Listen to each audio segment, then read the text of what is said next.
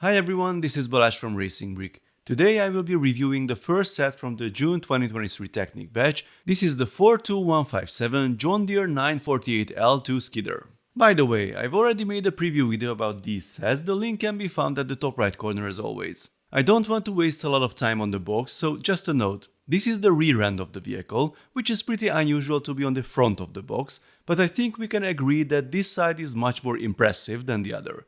And we don't need to comment on the orientation of the wheels either, they are not backwards because of this. That's the back of the box and the front of the vehicle with a few smaller pictures showing the features, and here's the real beast with some impressive specs. Time to open the box.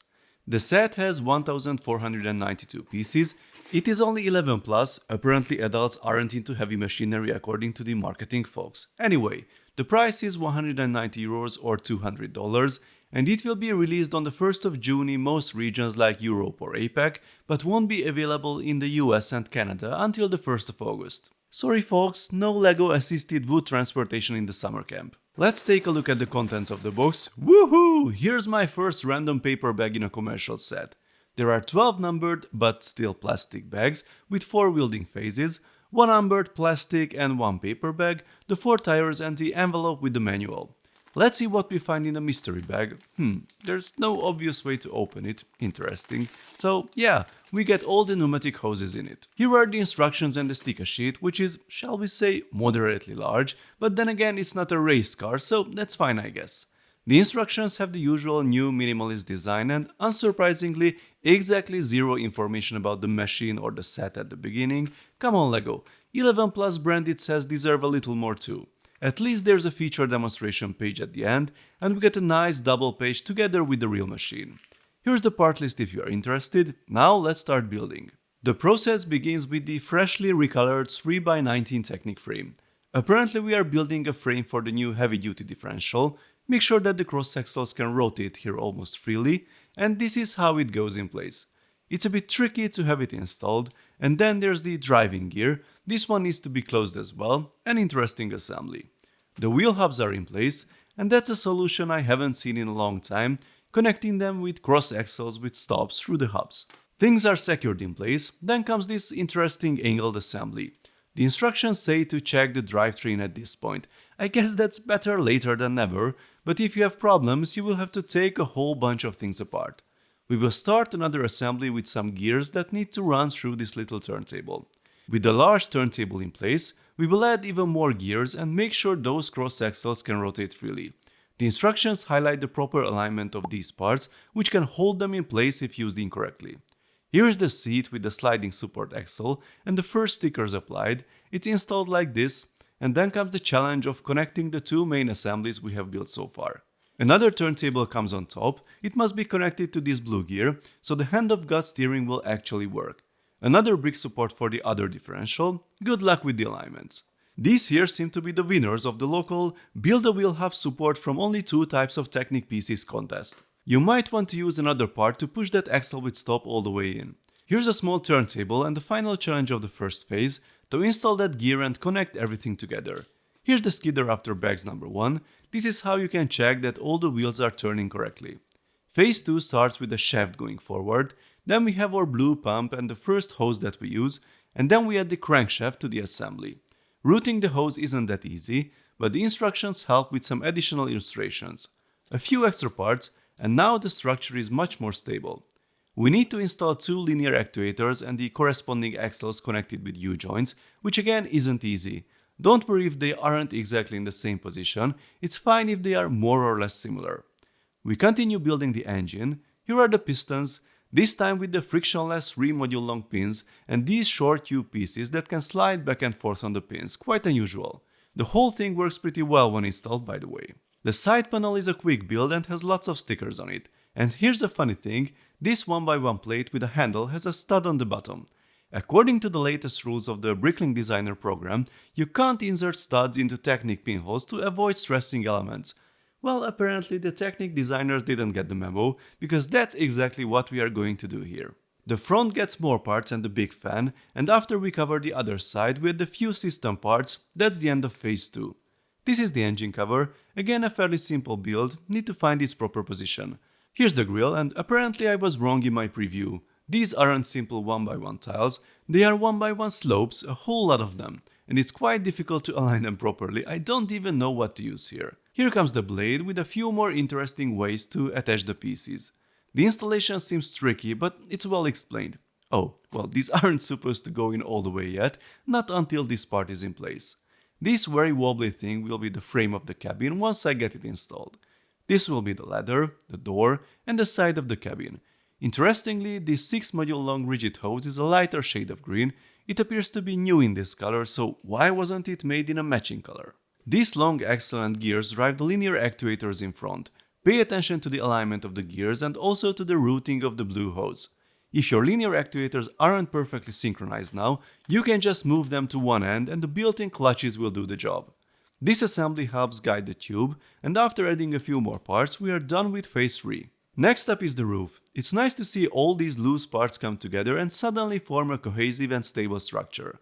Cool, slightly shifted lights around the edges, and then the whole thing goes in place, well, after a little alignment here and there. Here's a massive cross-axle to keep the roof in place. That's odd. It's a 12-module long piece. Let's push it out and look at it again. I thought so. It is 1 module shorter than the width of the roof, so you might want to slide it in a little further so it's in the middle. In the instructions it seems to disappear altogether, but in reality it looks something like this when centered properly. 2 more light green rigid hoses that look a little strange and are extremely difficult to push in. And now comes the mysterious hand-of-God steering knob that looks so strange in the stock photos. Why is this axle sticking out? Since you can't seem to push it in any further, there's a gap since we only have the width of the gear and the half bush. But then why didn't they add another half bush? It still works, the axle holds, what was the reason? Well, and that's just my assumption, since it is an axle with a stop, the difference in the width of the stop part would make the connection a little less secure if we had a single bush or 2 half bushes. But now it just looks funny.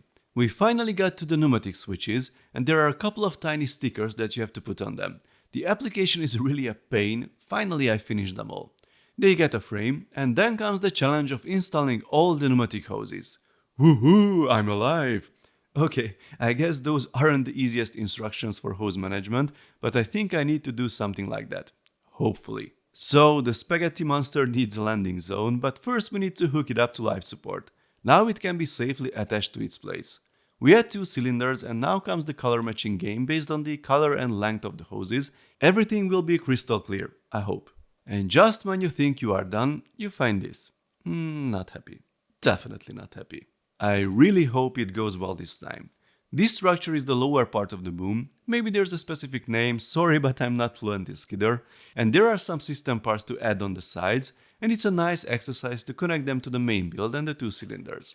We are almost done with the build, but there's one more surprise, the brand new 7x16 A-frame element, possibly an important part of the rumored upcoming leap air crane. It looks pretty cool and useful, but there's one mystery based on the product photos. How exactly are those holes lined up? There appears to be a flip-flop beam connected to the sides, but as you can see here, the spacing between the holes doesn't match. I could force that beam there, but I would better not push it any further. The correct spacing is on the long side of the piece, so how that part is held in place there? Well, it's not magic, almost though. We have those half pins added to the flip-flop beam, and the protruding part fits nicely in the slot of the beam and holds it in place. A quick note from the future, as I've seen a few people asking about this, the central pin holes have a correct distance between each other, and apparently they are also in system with anything added to the ends of the element. The other A-frame is added to the sandwich, and after a few reinforcements here and there, it's rock solid. Time to mount it and connect the rest of the hoses as well. And here's the other new part from this set, this nice yellow banana claw part. I don't know the official name yet, but banana claw will do it for now. You could do a Minions Wolverine mashup with them. We add these Technic rubber elements to improve the grip. Here's the last pneumatic cylinder to install, this time in yellow, a few extra parts. We need to connect the very last hoses, and then only the wheels are missing, and we are done. Well, apparently I wasn't finished. I didn't film that part because I was tired and disappointed, so my reaction probably wasn't the most appropriate. I had to take the assembly apart, remove the block with the switches, and apparently one of the short blue hoses somehow came loose. That's really the biggest problem with these pneumatic sets. When there are problems with the hoses, it's hard to troubleshoot and fix the issue, especially when the connections aren't so easily accessible. I put it back together and now it finally works. So here is our finished model and it looks really impressive. The color scheme is good, the details are nice all around. Cubes for the pneumatic system are quite visible and couldn't really be arranged nicely, but it is what it is. As for the features, we have some manual ones like the opening cabin doors on both sides, the driver's seat that can be turned in both directions, and the hand-of-God steering knob above. The steering works well and without much effort. By the way, the steering system is very similar to that of the little brother. The engine compartment doors on the sides can be opened to take a look at the engine itself. This one is driven by the front and rear wheels together. The Skidder has all-wheel drive with a front and rear differential, but no central one. There is a simple suspension in the front, but nothing in the rear. The front blade can be controlled by the linear actuators with this knob on the side. And the main attraction is the pneumatic system. There are 3 switches, and you have to constantly operate the pump to get anything to move. Access to the switches is fine, though not very convenient, might be a challenge when the cylinders are fully retracted. All actions work well and fairly quickly, the single manual pump can supply everything. The claws can definitely grab and hold things thanks to the rubber inserts, but I kind of understand why we didn't get any logs with the build. If we wanted to make them proportional, they would have to be much longer than the machine and we would need a whole bunch of them. That would add a lot of parts to the set. Here are a few other Technic sets for size comparison to show how big the Skidder is. So what do I think about it? Well, I really enjoyed most of the build, there were interesting solutions and nothing was repetitive, but unfortunately the pneumatic part towards the end spoiled the fun a bit for me. This is the Achilles heel of similar sets. When there are too many hoses to arrange, then it tends to get messy, difficult to connect everything properly, hard to access, and hard to fix when something goes wrong. I think the last set that had a good balance in this regard was the tow truck. The pneumatic functions were pretty limited there, but there was no confusion during assembly. Otherwise the set is very impressive, should look good on the shelf, it's also reasonably playable, although you need to add your own logs. About the price, officially the set costs €190 or $200, but at some European retailers it is already listed for less than €150. Since there's no other heavy machinery in the range in this size, people who like the look and functionality will definitely buy this set.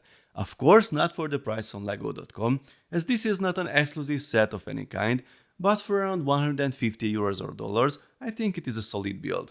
Please let me know your thoughts in the comments, folks. If you like this video, then please give it a thumbs up and don't forget to subscribe with notifications as more exciting LEGO videos are coming soon. See you next time, bye bye.